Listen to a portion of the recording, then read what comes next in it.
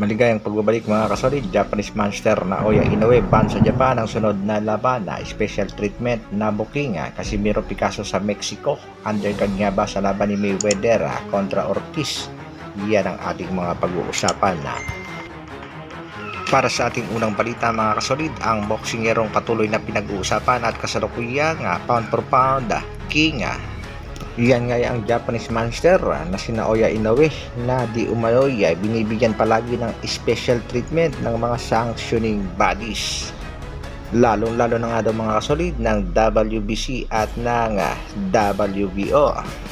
Super lakas nga daw sa mga sanctioning bodies. Gawa nga yan ng kanyang American promoter na si Mr. Bob Arum ng Top Rank Promotion.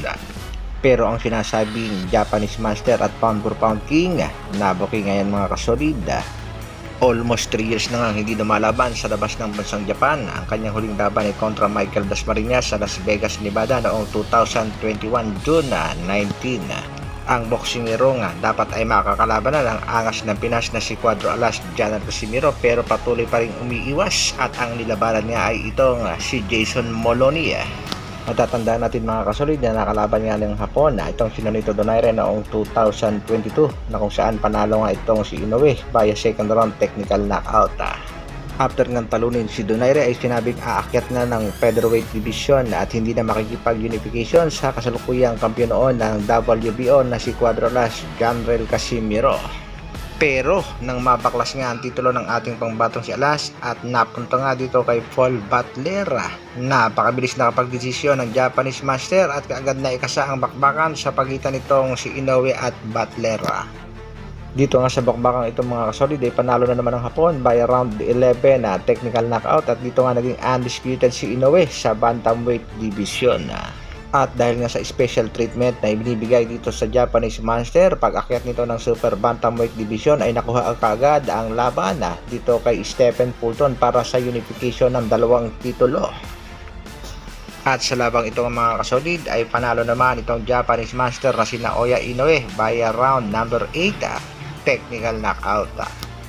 At dahil nga sa sobrang lakas nitong si Japanese Monster sa mga sanctioning bodies ay dalawang laban nga lang ito sa Super Bantamweight Division at nakuha na kaagad ang undisputed.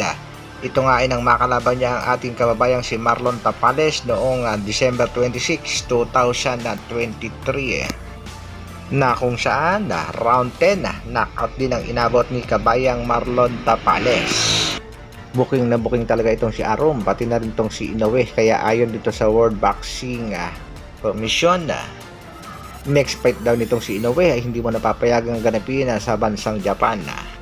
Kung talagang malakas talaga itong sinasabing halimaw ng Japan, dapat nga ikasahan niya na ang matagal nang naghahamong si Cuadro Alas Janriel Casimiro, pero itong Hapon takbo nga ng takbo.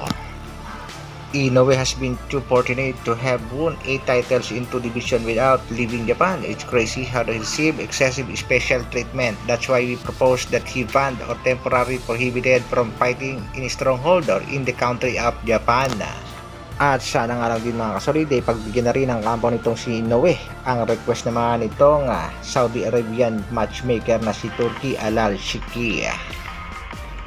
Sa kabilang balita naman mga kasolid, update tayo sa ating pangbatong si Cuadro Alas Janrel Casimiro. Matatandaan din natin na kinumpirma na nga nitong si Cuadro Alas Janrel Casimiro na isang Mexicano ang kanyang makakalaban at dagdag pa nga dito ni Cuadro Alas H. My Boy, isang undefeated Mexican boxer at dadayuhin nga ng ating pangbato sa kanyang lungga. At kung sakaling papalarin nga sa laban ay kagad isusunod ang halimaw ng Japan.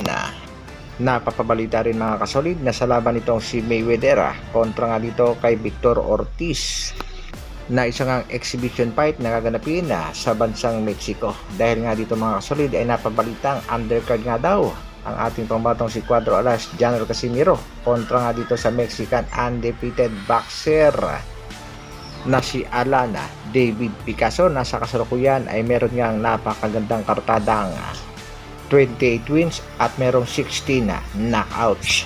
Bagamat sa kasalukuyan ay tila tahimik ang promoter ng ating pangbatong si Alas na Treasure Boxing Promotion. Yan nga ay regarding sa nalalapit na laban ng ating pangbatong si Angas na Pinas, pero for sure tuloy naman ang laban ng ating pangbato, kaya hintay-hintay lang tayo mga kasolid sa announcement ng Treasure Boxing promotion.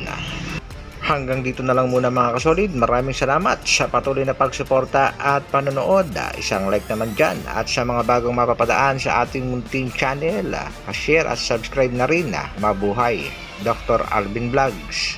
Bra!